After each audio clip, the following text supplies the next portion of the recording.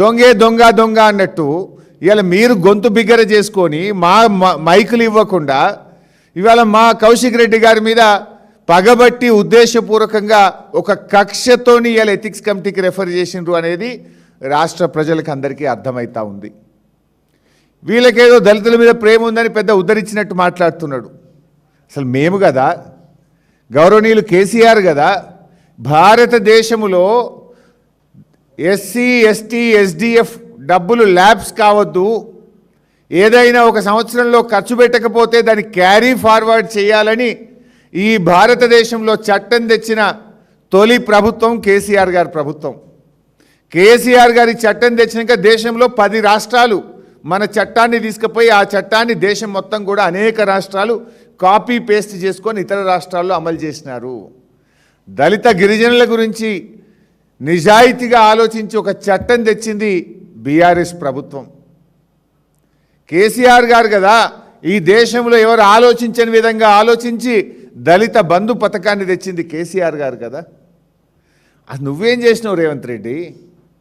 2024-25 నీ ప్రభుత్వం ఏర్పడ్డ మొదటి సంవత్సరం ఎస్సీ సంక్షేమం మీద మీరు పెట్టిన ఖర్చు 1395 కోట్లు, ఓన్లీ 1395 crores. అదే బీఆర్ఎస్ పార్టీ 2021-22లో ఎస్సీ సంక్షేమం మీద పెట్టిన ఖర్చు 7361 కోట్లు. 7361 కోట్లు ఒక సంవత్సరం మేము ఖర్చు పెడితే రేవంత్ రెడ్డి పాలనలో మొదటి సంవత్సరం ఖర్చు పెట్టింది 1395 కోట్లు. నీ ప్రేమ మాటల్లో, మా ప్రేమ చేతల్లో. ఎస్సీ కార్పొరేషన్ మీద మీరు 3267 కోట్లు కేటాయించి ఖర్చు పెట్టింది కేవలం 28 కోట్లు. ఇదా నీ ప్రేమ దళితుల మీద? 3267 కోట్లు కేటాయించి 2.5 ఏళ్ల నీ ప్రభుత్వంలో దళితుల కార్పొరేషన్ మీద పేదలకిచ్చే సంక్షేమ పథకాల మీద నువ్వు పెట్టింది 28 కోట్లు. ఇది నీ ప్రేమ. దళిత బంధు పథకానికి ఈసారి బడ్జెట్లో 0 నిధులు కేటాయించినవు. ఇది నీ ప్రేమ.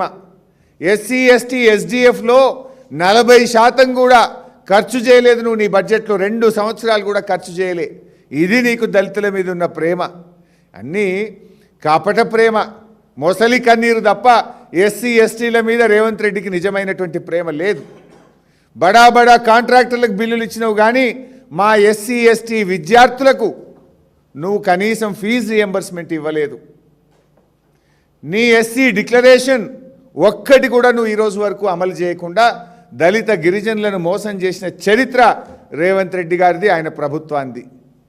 ఇవాళ విషయం స్పష్టం. మంత్రి గారి కంపెనీ అవినీతికి పాల్పడ్డది. ఇది నేను చెప్పలే, రేవంత్ రెడ్డే చెప్పిండు అసెంబ్లీలో. నేను చెప్పలే, మైనింగ్ మంత్రే చెప్పిండు అసెంబ్లీలో. అవినీతికి పాల్పడ్డది, తప్పు చేసింది. నేను అంటున్నా, మరి మంత్రి గారు అవినీతికి పాల్పడ్డప్పుడు సిబిసిఐడి ఎట్లన్నా ఎంక్వైరీ చేయగలుగుతుంది ఆయన మంత్రిగా ఉండగా? మంత్రి మీద మంత్రి ఈజ్ ద గవర్నమెంట్.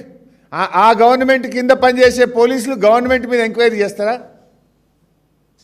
అసలు రాష్ట్ర చరిత్రలో, ఈ భారతదేశ చరిత్రలో ఎక్కడన్నా మంత్రి తప్పు చేసి ఉండని ఆ మంత్రి కింద పనిచేసే పోలీసులు రిపోర్ట్ ఇచ్చిన ఉదంతం ఒక్కటన్నా ఉన్నదా?